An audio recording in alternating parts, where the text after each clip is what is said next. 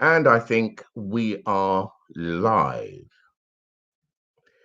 Good evening, everybody. Welcome to another edition of Tete a Tete. I have what I think is a riveting program on tonight. And the issue is about Africa and what its priorities should be. Here's a brief intro. Africa will account for 3.2 billion of the projected 4 billion increase in the global population by 2100. Its population of working age will increase by 2.1 billion over the same time frame. With declining mortality and fertility, Africa's share of the working age population will increase from about 54% in 2010 to peak at about 64% by 2090. The key is this: the rising share of Africa's working age population is increasing its productive potential at a time when most of the advanced economies face an aging population. That means that Africa's share of the global working age population is thus projected to increase from 12.6% in 2010 to over 41% by 2100. Those aren't my numbers. They're the stats from the International Monetary Fund. And the operative phrase for me in the above is productive potential. African could reap a massive demographic dividend just from a human capital alone. But dividends, sadly, aren't just reaped, they're invested for. What then does Africa have to do to turn this massive human potential into real gains, real welfare, real wealth, real happiness for her people, and by proxy, those in the diaspora? To help me solve this problem, I'm joined by one I call a polymath. Gilbert Nii Okai Addy is an international economist with credits in senior roles for international organizations, including the British government. He's an acclaimed writer, historian, and travel enthusiast, as he's worked all across the African continent and the world. What many don't know is that Nii Okai is also Africa's finest classical guitarist. Now, there's a shock. We'll see if he can pick a few lines for us later. And if we can't get that organized, I will post some clips, which I did earlier on my Facebook stream. I'm going to let him in now to the stream, and we'll see if he's here. And boom, we're live. Nii Okai, thank you so much for joining us. I know you've had a busy day, as always. How's it going? Fine so far. Thank you very much for your very generous, over-generous introduction. Not at all. I'm Not glad at to all. be here. You're probably one of Ghana's finest. And like most gems, they are usually quite well hidden. Nii Okai, look, the first thing I've got to ask you is this. How does being a classical guitarist, I actually played your piece by Bach. The finger picking is immaculate. Mhm. There is only one other Ghanaian classical musician I know, William Chapman Yaho. He is an absolute rock star. There are quite a few others, though. Are there really? Well, not yes. to my, not that are known to me. There's George Francois, based in the States. You may have heard of. Okay. Yes, I have heard of him, but I don't know him. Know him. Okay, you know William. And there yeah. are some others, not that many, because as you probably would know, the world of classical music is a bit,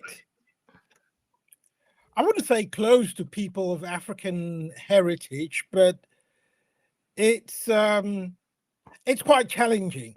Unlike I can imagine. Yeah, well, absolutely. Like jazz or Sure. Yeah. Sure. So, but there are Ghana in particular has, a very fine classical music tradition. So we Superb. do have quite a few classical musicians, good ones. But certainly William Chapman Yaho is very well known. He's brilliant. So is Magnificent. George Francois and a few others. Okay. Okay.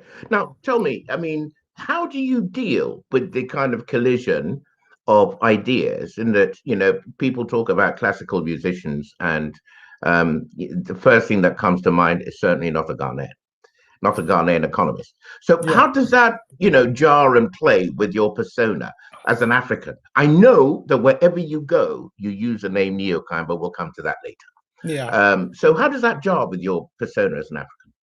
Well, what do we call classical music? The word classical, some people actually do find a bit problematic. It's Yeah. art music. It's what? Art music is Okay. probably a more general, neutral term because, yes, Okay. certainly when you talk about classical guitar or classical music, Mm-hmm. people tend to think first and foremost of European formal music forms. Absolutely. But I mean, in today's world, a lot of the finest classical musicians today are Asian, Japanese, and Chinese. Absolutely. I know a few of them too. If there are no problems with Japanese or Chinese classical musicians, why should there be problems in terms of the notion of African classical musicians? It's basically an art form. I mean, lots of Europeans play jazz and appreciate jazz. So Why not not vice versa? jazz Boom. You answer the question jazz immaculately. is not racialized. Classical music or arts music, fine art shouldn't be racialized. I know what you mean. If you're African and you're a classical pianist or violinist or guitarist, some people, ignorant people, I'll say, will sort of think that you're a bit of an imposter. You've strayed out of your lane. Why don't you play African music or jazz? But Right. Europeans play jazz. So Right. why shouldn't It's a perfect answer. African musicians play classical music? It's a perfect answer. Yeah, Now that's right. let's get back to the to your kind of your day work, as it were. Yeah.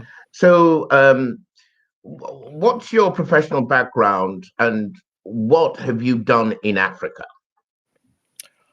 Well, I studied economics, agricultural economics, my first degree as an undergraduate at Reading University, Right. and did my master's at London University, and started my career soon after my master's degree in 1980, a good 41 years ago. Yeah.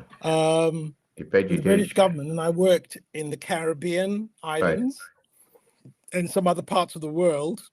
And from then on, I moved into management consulting. So I combined economics with management consulting, which enabled me to work in both the public and private sectors, because a lot of the funding for development work comes from international public sources. Right. But a lot of the important drivers are from the private sector. Sure. So one needs to combine the public sector experience and perspective with that of the private one. Got it. So I've combined the two, working for both public sector organizations and private sector organizations. I worked with some of the leading, without dropping names, the leading management. Well, that's the whole idea. Ken, drop them. Don't feel embarrassed. That's all. Well, yeah, I worked with PricewaterhouseCoopers for many years in London. Top-notch consulting firm. Absolutely. And also I worked in different parts of the world, in Caribbean islands, Africa, Asia, the Middle East, Eastern Europe. So I've been a bit of a globetrotter, but my heart has always been in Africa. Right. That's great. Look, so let me come back to the question of Africa. I remember when we were setting up this conversation, I mean, you said something that really shocked me. You said, look, in 100 years' time, most of the world would either be African or related to Africans. And that's very true. And this is something that, and the other thing you said, which kind of made me sit up, I thought, there we go. There's a management consultant. There's a Price Waterhouse man speaking. That these things are very well known abroad, but not so well recognized in Africa.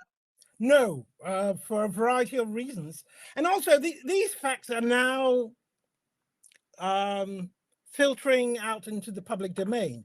People in top-notch think tanks in the US and in the UK, Europe, have known these facts for a long time. Right. But as you and if they've known it, then it's been shaping their policy towards Africa. Oh, yes, yes. Because it's a very well, it's an issue which is somewhere between delicate and explosive. Got it. Given the sort of ways in which issues to do with race and immigration can inflame passions and political discourse, people do not want to talk openly about it, especially when the Trump administration was very crude in the way it dealt with the issue. But if quite a few think tanks in America have been talking about this for a long time, because it has important implications, or far-reaching implications beyond Africa itself. Because 3 years ago, in 2018, the Economist, the august Economist magazine, in a feature article, did actually boldly forecast that probably over the next 20, 30, 40 years, many cities in Europe, notably London itself, will become significantly African. It doesn't say that's a scary prospect for a lot of people who were raised with a kind of mindset that actually we're supposed to be out there civilizing the natives. This must feel like an invasion, a backward invasion of them.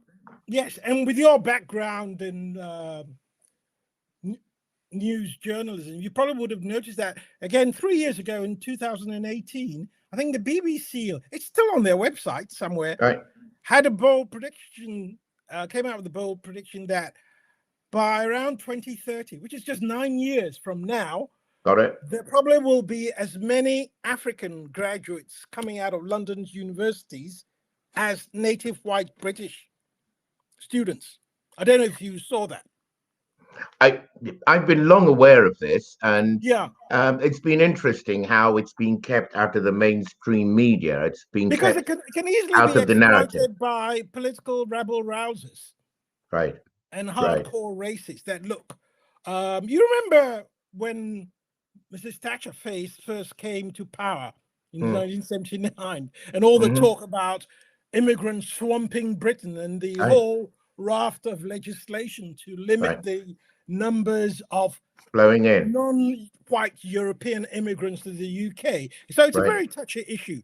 But the bottom line is that much of the world, as in your introduction, much of the world's population growth over the coming decades is going to be driven by African demography. The stark reality is that populations are collapsing nearly everywhere, except in some cases, except Africa, where populations are exploding. Okay, let me then go to this. I mean, if you got a lot of mouths to feed, they can either become incredibly productive, or they can become a real burden. A real albatross around your neck. And so I'm going to now explore 3 areas in which Africa needs to invest or be completely on song to make sure that the mouths that are available also have busy hands and busy feet and are doing something which is constructive. Now, I'm going to start in the realm of the person, first of all. In your opinion, you've been all over the continent, Gilbert. Most Africans only know their own countries. Yes. You've had the benefit, because of your work, of traveling all across the continent. Socrates said, know thyself. Do you think Africans know and understand who they are? Because this has got to be the starting point for the development of anything, in your experience. I'd say yes, to a large extent. A little bit of mixed with no, mainly because we must remember that Africa is a vast and diverse continent. Correct. You probably do know that Africa, in reality, is at least 3 times the size of how it's depicted on world maps on the globe. Mercator's map, yeah, it's a complete falsehood. The atlas that we see and study from at school is a total fiction. Yes. In February of last year, just before the pandemic started, I traveled from Addis Ababa in Ethiopia on the eastern side of Africa, right, to Dakar in Senegal. Right. Door to door, it took me about 14 hours, the same continent. Right. Factoring waiting time at the airport, a stopover in Lomé. But yeah, that's how long. I mean, Africa is really huge. And also, that's one thing. Number one, the size of the continent, the diversity of the continent. I mean, by coincidence, both you and I come from Ghana, which is a relatively small country. Oh, it's a tiny place. But even Ghana is pretty diverse. Yeah. You can drive a few miles from one place and suddenly find yourself in a part of the country where the people have a different language, different sense of identity, different customs, different foods, and so. So yeah, Africa is very huge, is very diverse. The countries, the regions. You've got, for instance, West Africa, which does have some commonalities, but then again, most of the countries in West Africa numerically are francophone, and that's a very important cultural distinction between the francophones and the anglophone countries. Okay. Then you've got East Africa, and Arab North Africa also has its own sense of identity. And Southern Africa. So we Africans often complain that much of the rest of the world tend to talk about Africa as if it were a country. Now, we've got to be careful not to fall into that trap ourselves by talking glibly about Africa as if it's a homogenized unit. Which it isn't. Most people I've met across the various countries I've been to, most of Africa, even the North African Arab countries, see themselves as Africans or part of Africa geopolitically. Even Mauritius on the Indian Ocean, they see them better. Yeah, but I think it does mean different things to different people. Got it. Now let me go to the next thing. Given our diversity, given the specificity of our background, do you think that the African is being educated to do what he needs to do to reap the demographic dividend? I mean, a lot of the educational curricula are derived from those left by the former colonial powers and so on. And you rather get the impression that they're not actually designed to provide the countries with the skill sets, the mentalities, the attitudes, etc., which are required to do the things that are required to reap this demographic dividend. What's your opinion on the educational situation? Again, yes and no. But at the end of the day, some education is better than no education. Got it. People in Africa today, especially the young, are so much better educated today than they were or would have been when I was born. I mean, in many African countries, let's take our own native Ghana, for instance. Today, compared to the mid-50s or when Ghana became independent in 1957, the number of people who've been to school, who are educated, now outnumber those who are not educated. It was the other way around when we got independence from Britain. A small number of people were educated, most people now. And even more remarkably, amongst the very young, under 10s, we now have almost universal primary education. Right. So in a few years from now, say less than a generation, 10, 20 years time, we will have almost close to 100% literacy rate. And yet what I hear is a lot of complaints by people your age and mine saying, oh, these people aren't very well educated. They can't write a proper English sentence with good grammar and syntax. And isn't that, boohoo, isn't this all, going to the dogs and so on and so forth? But are you telling me then that whereas in our day, there was an elite that was very well educated, now that elite has shrunk and so there is a wider pool of people who've got a fair bit of education. Yeah. Which is not necessarily a bad thing at all. I would say no, it's a good absolutely. thing. So sure. Access to education is one thing, but the quality of education is the complex issue, which I think is what you're driving at. Exactly. Yeah. People are getting, yes, but that's, I wouldn't like to call it a failure on our part. I'd like to look at a jar and say it's half full. My God. Rather than Yes. half empty. You're We have positive, a lot of work to do. We have a lot of work to do regarding education and skills. No question about that. Okay. But first of all, the issues differ to some extent amongst the countries. But we're talking about the continent in general. Again, where are the commonalities?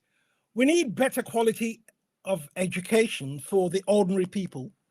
Got it. Especially people in the rural areas, far away from major cities and capitals. Urban conurbations. So, but you can't just get up one fine Thursday morning and deliver better quality of education to people in rural areas. You need to ramp up the teacher training infrastructure. You need better trained teachers. You need schools, which require a lot of infrastructure.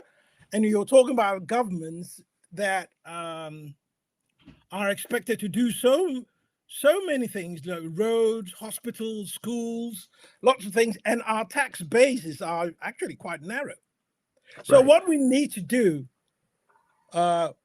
looking into the future, we need to train people, educate more people, better education, more emphasis on science and technology. Got it.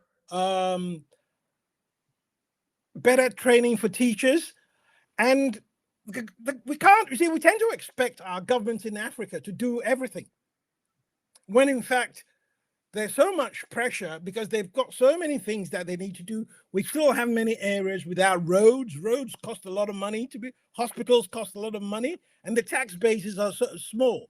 So basically, looking into the future, we need to train people, better education for people, so that they can think creatively. Problem-solving education. This is the next point I'm coming to. Jobs, whereas we need to train people with problem-solving skills so that the next generation workforce will comprise both job seekers and job creators. Because if everybody's a job seeker, you just end up with a mass joblessness problem. We need job creators. If they can't be found locally, then we've got to swallow a bit of our nationalist pride, which often, in my opinion, is misplaced, and import the human capital that can create jobs. Because let's face it, the rich countries in Europe and America, exactly what they did. They're always important. They make a lot of noise about immigration, but they always make sure they import the human capital they need. We export. Not only do we not import enough, we actually export the best of our human capital. There are more Ghanaian doctors or Nigerian doctors in the US than in Ghana or Nigeria. And we need people who will create jobs. Now, if the persons who can create jobs are Chinese, Indian, European, it shouldn't matter.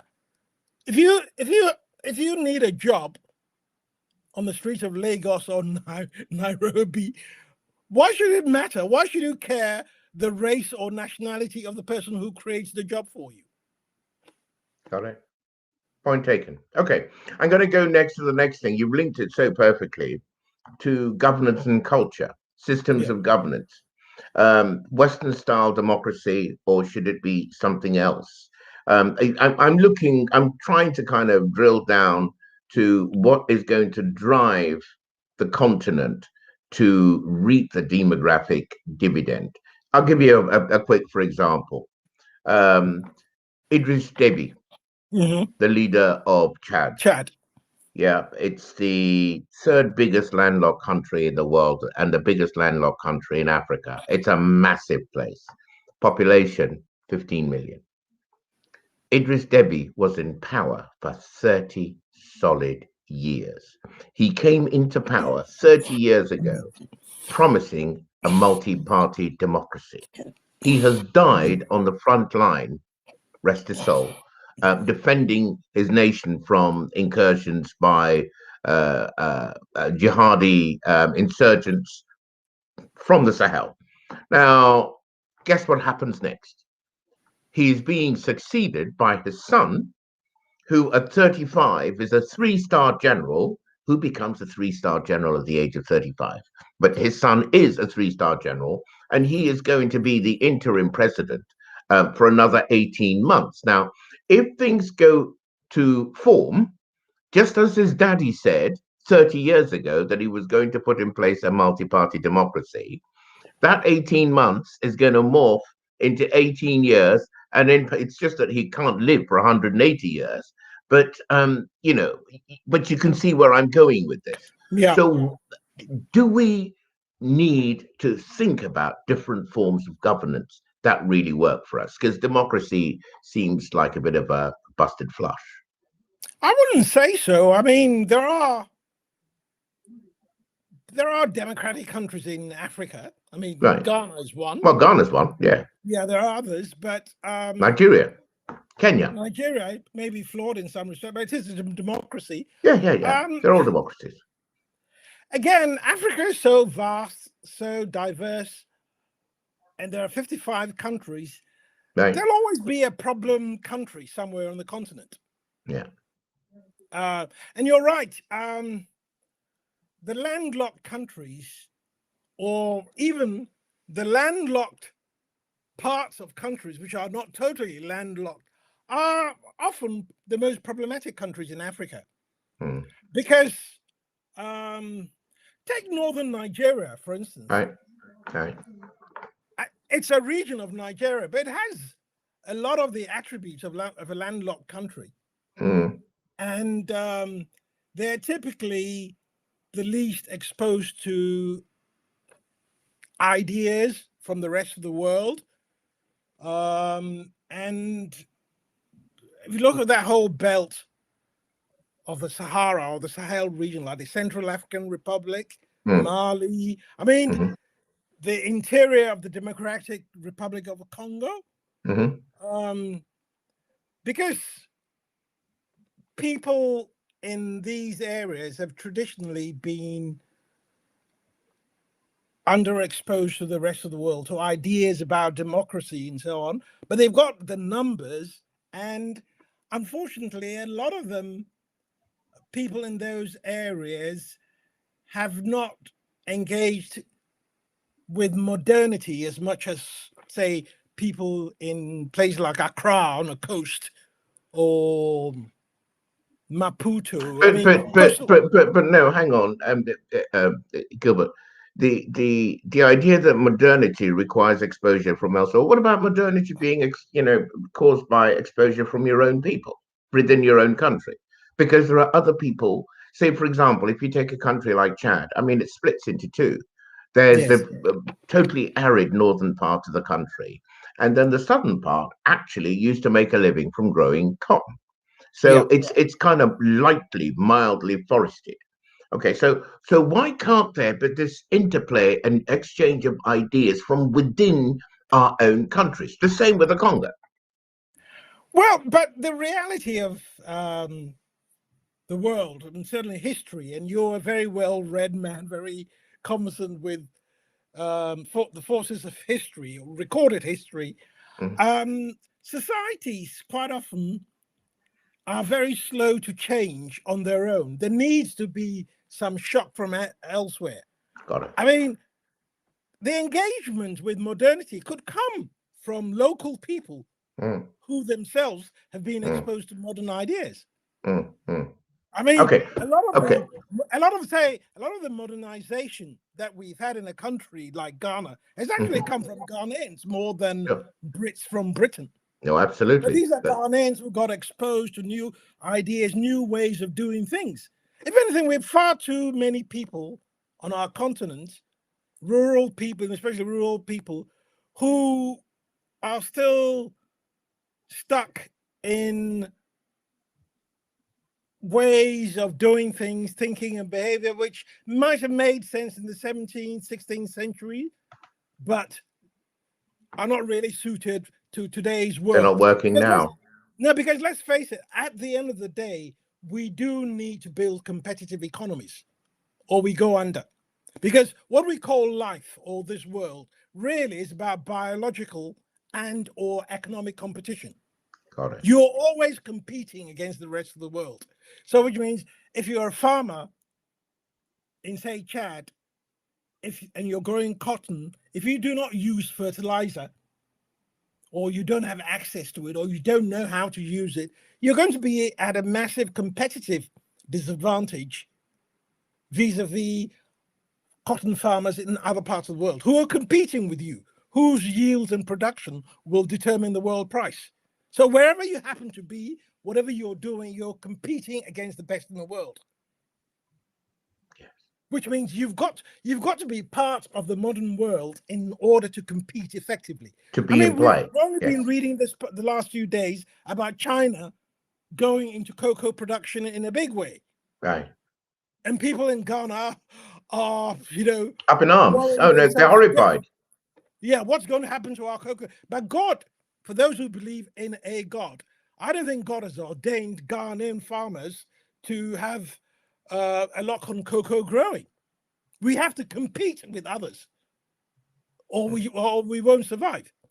So basically, the big challenge facing us in Africa is how to build competitive economies. And to build a competitive economy, as we've seen in the case of countries like Korea, Singapore, and others, you need Malaysia and other places in palm oil, for example. I mean, Ghana had the ideal conditions to have palm oil plantations. I mean, they're selling palm oil to Ghana. Yeah, because their yields are much higher. They're more competitive than we are. Right. But so we've got to be competitive, and to become competitive as a country, you need primarily competitive people. You build the competitiveness through education, skills, training. Nothing to do with natural resources. Resource endowments don't matter. And that's something, but our politicians in Africa are still stuck on this idea about natural resources being the basis of wealth, which is actually utterly crazy in today's world. You need to build that and so you need competitive people. Now, I'm getting to a very important point. For a long time, certainly during the 1980s, when I started my career, when there were a lot of political issues, security issues in Africa, and the Southeast Asian countries like Malaysia, Singapore, and others were industrializing and making a lot of progress. And it looked then as if Africa was stuck. And people started wondering, I'm sure you read some of these articles in the international media about all the things that were supposedly wrong with us Africans, why we weren't making progress. Yeah, so it's true that for a variety of reasons, we've had challenges in building competitive economies, which require competitive people. But here's the great paradox, probably the biggest paradox in the world. Africans actually, when you take them out of Africa in the UK, the US, they're the most competitive people in the world. All other things being equal. All other things being equal. So the big question is, which people who are so competitive, let's take just one country, for instance, Nigeria. Everybody knows about the dysfunctionalities of Nigeria as a country, the failures, and the poor brand image Nigeria as a country has. But compare that to Nigerians as a people, especially the Nigerian diaspora. I mean, go to Houston, Atlanta, Los Angeles, Chicago, London here, London in the UK. Nigerians are famously competitive.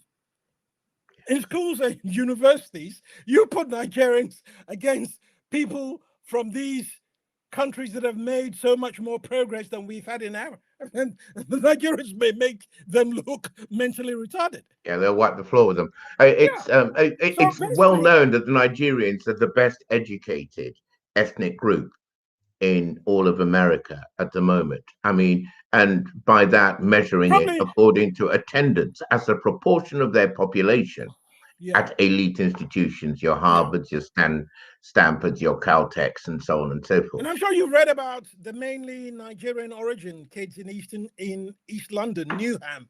Right. Brampton Manor. At that school, Brampton Manor, which clocked more Oxbridge entries than Eton and the others. If you've been to any university graduation ceremonies here in the UK in the last few years, you'll be amazed. The performance of Nigerians. So basically, the big question, therefore, should be, what is stopping African countries from building competitive economies? Because the way I see it, just to give you an insight on how I see, insight into how I see this thing. When Nigerians, in some cases Ghanaians as well, leave Nigeria, West Africa, and come to Europe, the UK or the US, certain things which are big issues in Nigeria become irrelevant. So they become unshackled miraculously. In Nigeria, the governance system is problematic. Sure. What religion you are, what ethnicity you are, become an issue. But in London or New York or doesn't matter. Houston, who cares? Who knows or cares what your ethnicity is? Yes. Okay, it brings me to, I mean, there's one other thing under the area of governance and politics and so on that I feel we ought to touch. What about the issue of gender equality? I mean, Africa has more females than it has men. And it's just, I mean, as an economist, there is no way you can develop 100% of the economy with only 50% of its human capital being, say, one gender. So what do you feel about what we need to do about harnessing the productive capacity and the talent amongst females and enabling it? Well, again, it varies across the countries. There isn't a single narrative. Ghana, for instance, consistently ranks amongst the highest, if not the highest, of countries with women running businesses, women-owned businesses. You can Google that information. I don't know. Absolutely. Well, everybody knows Ghanaian women run the Ghanaian economy. Yeah. Certainly the retail economy. Yeah. Southern Nigeria, pretty much the same as well. Women are very active in business. The northern part of Nigeria, not so much because of the influence of Islam as a religion. Right. And don't forget also that the northern parts of West Africa, the Sahelian region, are mainly Islamic or heavily Islam influenced. So that affects things. Whereas in the southern part, like Ghana, southern Nigeria, it's a totally different story. So it's not a single picture, but there's still quite a lot of work to do. Better education for girls, access to education for girls, which means more schools, better schools, more women teachers to be trained,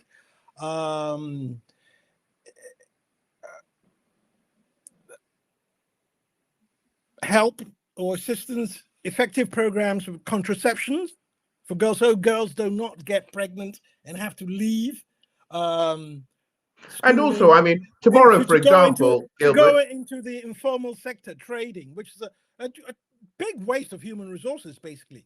Right. You see, I mean, tomorrow, for example, I'm talking with some ladies from Ghana who've got a huge campaign going about women's welfare, sexual violence, gender discrimination, kind of generally speaking, the abuse of women because women's lives don't seem to matter so much. This has got to be a major red flag because actually, I think Africans need to understand, don't they, that if we abuse our women, we abuse ourselves because we can't support ourselves unless everybody is pulling at the pump. Well, I think gender issues and gender discrimination is a human thing. It's not just an African thing. Other countries have gone further down the line in gender equality than we may have done, perhaps. Well, that's their problem. I mean, but I'm not concerned about other countries. I'm concerned about. I think Africa needs to play the team that's put in front of it. And yes, if this issue is an issue now, this isn't something that we can say that, oh, well, look, they abuse women in America anyway, so why don't we do the same? I don't think that's an acceptable position. That's not what I'm suggesting. Yeah, we have a lot of work to do. I'll be the first to put my hand up and say, look, we do need to work on that. But it's a concerted effort that's required. Education, a lot of cultural change. We do need a lot of cultural change in Africa, but that's quite often it's very difficult to talk about cultural change because people get defensive about just. Oh, absolutely. No, you've hit the mother lode here. People tend to conflate and confuse two different issues. Heritage and culture are two different things. There's nothing wrong with anybody's heritage, whether it's African or Asian or European or whatever. Right. But what you do now that counts. Yeah, what you do now, the way people think and behave.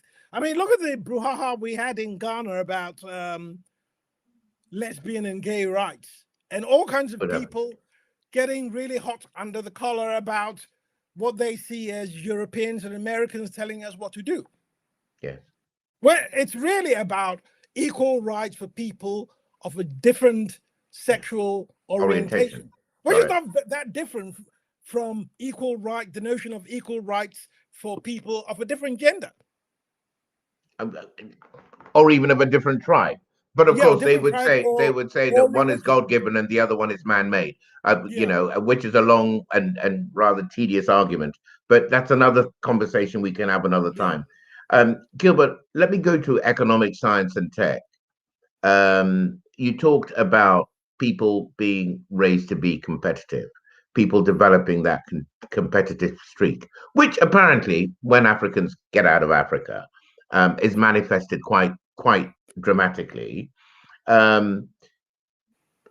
Our performance, the performance of the continent in science and tech, has got to be one of the big drivers of reaping this democratic dividend, for sure. Yes, certainly. Education, like we've discussed before, we need to really modernize the education systems to train people to think creatively, to learn and think creatively rather than learn by rote. I mean, for many Africans, education still means getting paper certificates or paper degrees certificates and not doing very much after that, not doing anything with it, basically. In fact, the more PhDs we produce in Africa, the worse Africa gets. And this is, for me, a really shocking thing. You can't aspire to higher political office without a PhD. To ministerial office, it's almost obligatory to have the 3 letters after your name. But the question, as a journalist, I have to ask myself is, so what? What are you doing with that qualification? But I think as more and more people become educated, and that's a process that's very much underway, that tendency will probably recede significantly. Yes. It was a big issue in the days when there weren't that many people who were educated. So if you had an MBA or a PhD, slightly closer to God than the next guy. The world was yours. Whereas in New York or London, having an MBA or a PhD doesn't mean to a penny now. It's what you do with it. Yeah, or what skills, what productive or marketable skills you have. Right. Have you heard about this thing called the Pan-African Tech Foundation? It's led by a lady called Elaine Bannerman. And what she's doing is that she's creating hubs all across Africa to leverage the experience and the skills of young people in technology. It's very ambitious. I know that they're looking for further funding now. Are these young people on the continent or in the diaspora? No, this is the Pan-African Tech Foundation. It's entirely on the continent. And they have segmented Africa into north, south, east, west, and central, so that they actually have the ground coverage. Now, as far as I'm concerned, something like that has got to be the way forward. And the governments across Africa need now to start engaging with these people who are basically Elaine Bannerman, PATF, and people like that. These are self-starters, just the sort of competitive mentality that you're talking about. And surely these must be the horses that we ought to be backing now. Yes, certainly. Our individual economies are just much too small to compete against the rest of the world. Sure. But as a continental economy, that's the continental free trade area. Excellent. We're actually a big power. Part of force. I mean, the 1.4 billion people, 55 countries. African continental free trade area is broadly at par with the UK in terms of economic size. Yeah. But when you factor in Africa's projected economic and demographic growth rate, by about 2030, the African economy will be much bigger than the UK, which will leapfrog Africa to about the fourth biggest economy in the world after the US, China, India. The numbers don't lie. Yeah. The numbers don't lie. If you talk to the ordinary man in the street and say, look, Africa's aggregate economy places it number fourth economic. Most people will find that hard to believe, but trust me, it's true. Yeah. The important thing is really how to get our countries to work better.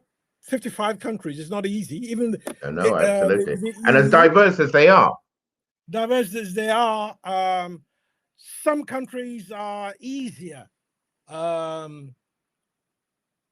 countries to do business in. I'm sure you've heard about the World Bank doing business indices. Absolutely. They do annual surveys of how the ease of doing business. Sure. Some countries are reasonably good, like Mauritius, Rwanda, pretty good. Ghana, not so bad. Others like the DRC and Nigeria, for various reasons, difficult. Usually, the bigger the country, the more problems there are. Right. Africa's island countries, like the Cape Verde, Seychelles, Mauritius, these are small countries. I mean, they do pretty well. But when you talk about a country like Nigeria, I mean, we all know what the issues are, but let's give them, cut them some slack, maybe. Over 200 million people. Some countries are almost too big to be manageable. I mean, this is the benefit of having a small country like Ghana.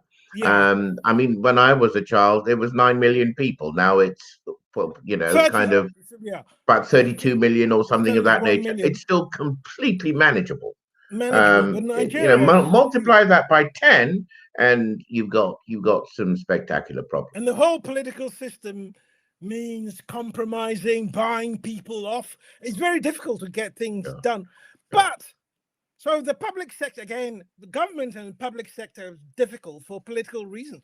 But the Nigerian private sector quite often works like a dream. Yeah. It's humming. I mean, absolutely humming. They do run world-class businesses in Nigeria. People must remember. The richest Africans in the world, or richest people of African descent, are mostly Nigerians. Absolutely. There's no doubt about that. Now, look, Gilbert, I could witter on forever on this, and it's so kind of interesting to chat with you. But I'm going to put you on the spot now and ask you for the 3 things Africa must do to create, to leverage a demographic dividend rather than unleash a demographic time bomb. 3 things. 1. Well, given the youthfulness of the continent, it's the youngest continent in the world. It's the children's continent. Yeah. Most people are under 19. In some countries like Nigeria, majority of people are under 15. Sure. So we've got to look at the future. What do young people need? Education, skills training for the job market. So education needs to be reformed in most countries. Right. To train people to think creatively, to think in terms of both or either being a job seeker or a job creator, number 1. Right. then you can't just educate people and let them out into the open with no job opportunities. So we've got to get more serious about job creation, productive job creation. You can't have everybody working for government, or most people working for government, or the police, or these government. No, it's got to be private sector driven. So either the local private sector, often cash strapped with facing all kinds of constraints, but we've got to open our minds, our borders to foreign private investors, private entrepreneurs. Okay. So foreign, entrepreneurs. That's the second thing. So what's your third? Third driver? One, to use science, technology, ICT, but to drive agriculture, food production, and industrialization, because the two have to be related. Agriculture, feeding industry, but we can't focus on services. People buying and selling. No. We've got to start making things. That's what drives prosperity, industrialization. Because we now have the market. 1.4 billion in just over 20 years. We're going to be 2.3 billion people. 1/4 of the world's population in just over 20 years. So we have got the market now. So if we don't do it, the opportunity is there facing us. I believe it can be done. The Continental Free Trade Area, we've got so many things going for us today as compared to 40 years ago. Technology, everybody has a smartphone, everybody's on the internet. So basically we can do it. I'm a believer in Africa. I believe in Africans as a people, and I believe we can do it.